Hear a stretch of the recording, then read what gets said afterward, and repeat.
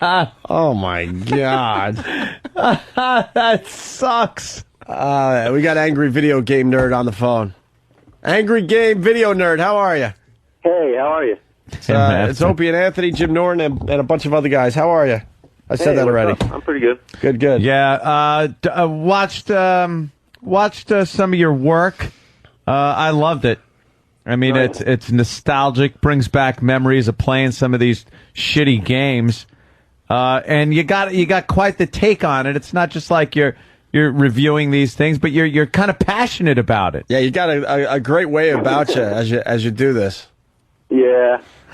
Yeah. Yeah. I know. Yeah. So what? You played these shitty games when you were younger, Yeah. and decided you were gonna just put them up there and talk about how crappy they were.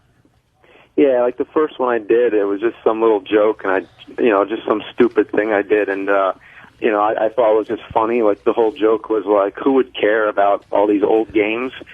And little did I know it gained this huge following, and everybody was like, this is hilarious, you got to do more. And so I started doing more and more and more, and then I started finding all these games I never even heard of, and then learning about them as I'm reviewing them, and it's been fun.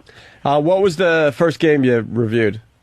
The first one was Castlevania 2, Simon's Quest. It was actually a classic game. It's in the Castlevania franchise, but there was just lots of flaws in it, lots of things that were just really weird. So it was a good one to start with. My favorite was probably Top Gun. Was really a good one. You ripped the shit out of that one. Yeah.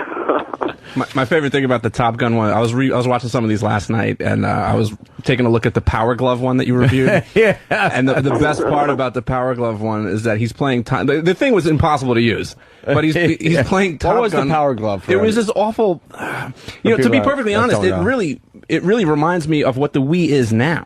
It was basically this just infrared sensor that you'd wear on your hand and try to control the game with this shitty glove. And he actually landed the plane in Top Gun with the Power Glove. After he couldn't land it with the controller ever. It was just impossible to land that fucking plane on the carrier. And also Back to the Future was another great one. The dumbest friggin' additions in that game that had nothing to do with the movie.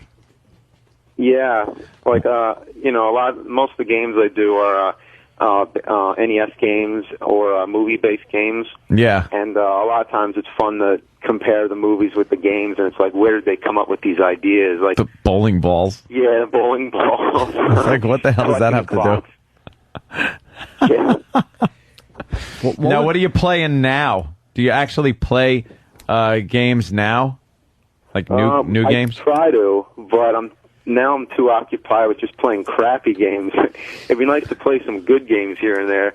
Well, yeah, I play some Wii games. Like I played like the new Zelda, Twilight Princess. Jeez. But and now I've sort of become a collector. So I have the old, I have the Intellivision, ColecoVision, the Atari 2600, and all that. Yeah, you've had to like get all these platforms and the games themselves. Where do you find this shit?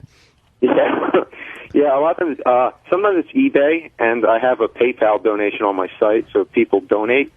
And some people actually donate directly. Like, I give out a P.O. box address on request. So some people have actually sent me games. And so I get, like, lots of stuff in the mail. I get, like, stuff I never heard of. I once mentioned in a video that I didn't have a Sega Saturn. And next thing, I got 4 of them in the mail. Of course you did. They've been sitting in a box for the last 10 years in an attic. It's no surprise. That thing sucked. I got the Sega Genesis and then the add-on. The 32X. Yeah. CD? The Sega CD. And, was that awful. They made it look like it was going to be so cool. There was that one game where you went into the sewers, and you're kind of racing around, and it just turned into a turn right, turn left. Yeah. It's like pushed, when the arrows appear. Yeah, the arrows appeared, and you had to push the button near the arrow, and then it would turn into another, what amounted to a cutscene. Yeah. Like another Dragon's Lair. Yeah, another Dragon's Lair exactly. bullshit. And you've played a lot of these old video games by now. Which is the worst one so far? Oh, man. Well, my second review was Dr. Jekyll and Mr. Hyde. I think I still stand by that really is one of the worst games I've ever played. Because back then, you don't really, take into account how bad they are. You just, you play them, and that's really all there was. But Dr. Jekyll and Mr. Hyde, I remember, even back then was bad. And if it was bad back then, it's bad. What was bad about it?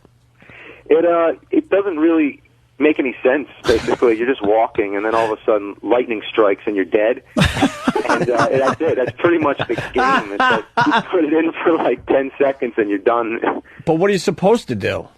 I've never really... I think there are, explanations. Some people have actually found out, what you're supposed to do. And you can read all about it, Yeah. On the Internet, but... Back then, no one cared about, what the games were about. They just wanted to pump out games, and they were awful. None of them really made much sense. Well, it was the cool factor that you could actually do this at home. Mm-hmm. So it didn't really matter. Yeah.